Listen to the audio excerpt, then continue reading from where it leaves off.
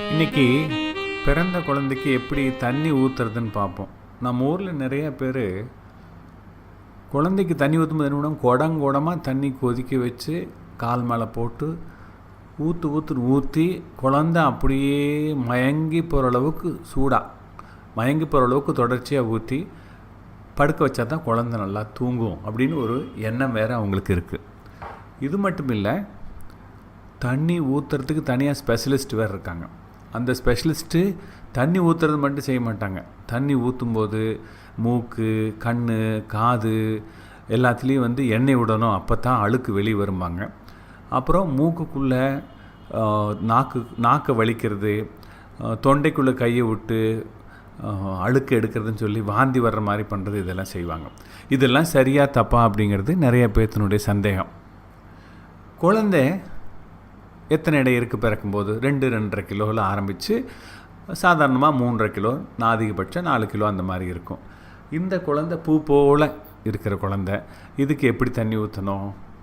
மெதுவாக 3-4 சொம்பு தண்ணி அதிகபட்சமாக, கொஞ்சம் கொஞ்சமாக லேசான இதமான வெதுவெதுப்பான நீரில் குளிக்க வச்சோம்னா குழந்தையும் குளிக்கிறத சந்தோஷமாக அது ஒரு நல்ல நேரமாக எடுத்துகிட்டு சிரிக்கும். அதை விட்டுட்டு காலில் போட்டு குடமாக ஊற்றணும். நாமங்க வழக்கமாக கேட்போம், குழந்தை 3 வயசு, அதுக்கு 1 பக்கெட் தண்ணி ஊற்றுறீங்க, நீங்கள் 60 கிலோ, உங்களுக்கு எத்தனை பக்கெட் தண்ணி ஊற்றணும்? 20 பக்கெட்டு. உங்கள் வீட்டில் இருக்கிற எல்லாத்துக்கும் சேர்த்துனீங்கன்னா மொத்தமாக ஒரு டேங்கர் தண்ணி ஒரு நாளைக்கு தீரும்.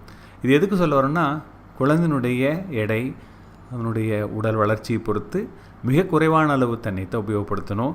உபயோகப்படுத்தும் தண்ணி வெதுவெதுப்பான இளஞ்சூடில் இருக்கணும். கதவை நல்லா மூடி வச்சுக்கோன்னா, காத்தோட்டமாக இருந்துச்சு அப்படின்னா ரொம்ப குளிர்காலத்தில் குழந்தையினுடைய உடல் வெப்பநிலை குறையும். 5-10 நிமிஷத்தில் குளிக்க வச்சிடணும். காலுக்கு நடுவில் போட்டு வைக்கலாம், அல்லது குளியல் தொட்டியில் வச்சு நீராட்டலாம். குளியல் தொட்டியில் வைக்கும்போது தோள்பட்டை முழுகும் வரை தண்ணி இருந்தால் போதும். துணி மற்றும் உறிஞ்சு பஞ்சில் துடைப்பதில் இது ரொம்ப சிறந்தது. முதல்ல ஆரம்பிக்கும்போது 2-3 நாட்களுக்கு ஒரு முறைன்னு ஆரம்பித்து அப்புறம் தினம் குளிக்க வச்சு, பிறகு தலை, உடல், கைகளை எல்லாம் துணியால் ஒத்தி எடுக்கணும். நல்ல துவைச்ச துணி, அது விலை உயர்ந்த துணி தான் இருக்கணும்னு இல்லை, இந்த துணி தான் இல்லை, பருத்தி துணின்னு நல்லது. துவைச்ச துணியை எடுத்து போட்டு தோல் மடிப்பு இருக்குது பார்த்தீங்களா, அக்குள், இடுப்பு, காதின் பின்புறமெல்லாம் நல்லா துடைக்கணும். அங்கே அந்த ஈரமான இடங்களில் சில நோய்க்கிருமிகள் தங்கிறதுக்குரிய வாய்ப்பு உண்டு. சாயந்தர நேரத்தில் ஒரு 6-7 மணிக்கு லேசாக குளிக்க வச்சிங்கன்னு வச்சிங்களேன், குழந்தை சுலபமாக தூங்கும். சரி, குளிக்கிறதுக்கு முன்னாடி எண்ணெய் தேய்ச்சி குளிக்கலாமா? எண்ணெய் தேய்ச்சி மசாஜ் பண்ணி குளிக்கலாமா? எண்ணெய் தேய்க்கலாம் அப்படிங்கிறது ஒரு பெரிய கேள்வியாக இருக்குது. எண்ணெய் தேய்ச்சி குளிக்கலாம், தப்பு கிடையாது. தேங்காய் எண்ணெய் நம்ம ஊரில், அல்லது நல்லெண்ணெய் பாதுகாப்பானது.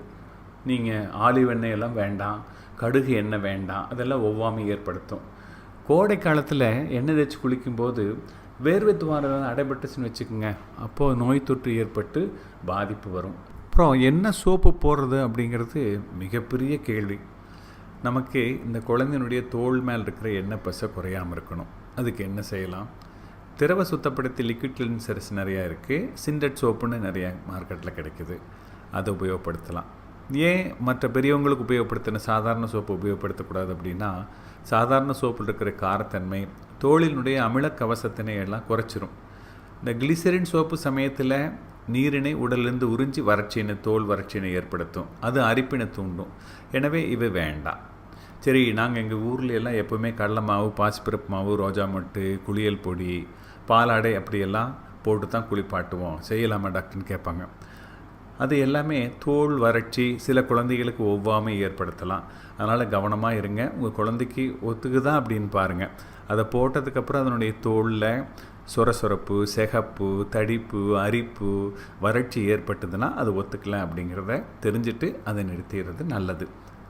இந்த நோய் எதிர்ப்பு மருந்து இருக்குது, குழந்தைக்கு உடம்புல கிருமியே இருக்காது, தோலில் கிருமியே இருக்காது அப்படின்னு சில சோப்புக்களையெல்லாம், மருந்துள்ள சோப்புக்களையெல்லாம் நீங்கள் விளம்பரத்தில் பார்த்துருப்பீங்க. அது மருத்துவர் சொன்னாலே ஒழிய அதை உபயோகப்படுத்த வேண்டாம். அவை போடும்போது குழந்தைகளுக்கு தோல் ஒவ்வாமை ஏற்படுத்தும். என்ன ஷாம்பு, வாசனை இல்லாத, தோலில் அலர்ச்சி உண்டாக்காத, கண்ணீரின் தன்மையை ஒத்த ஷாம்பு தலைமுடிக்கு உபயோகிக்கலாம். நிறையா இருக்குது. கண்ணில் பட்டால் எரிச்சல் இருக்காது. தலையில் செதில் இருந்துச்சுன்னு வச்சுக்கங்களேன், டேண்ட்ரஃப், தேங்காய் எண்ணெய், பாரஃபின் எண்ணெய் உபயோகப்படுத்தலாம். அதிகமாக இருந்துச்சுன்னா அதுக்கு மருத்துவரிடம் மருந்தினை பெற்று சரி செய்யலாம்.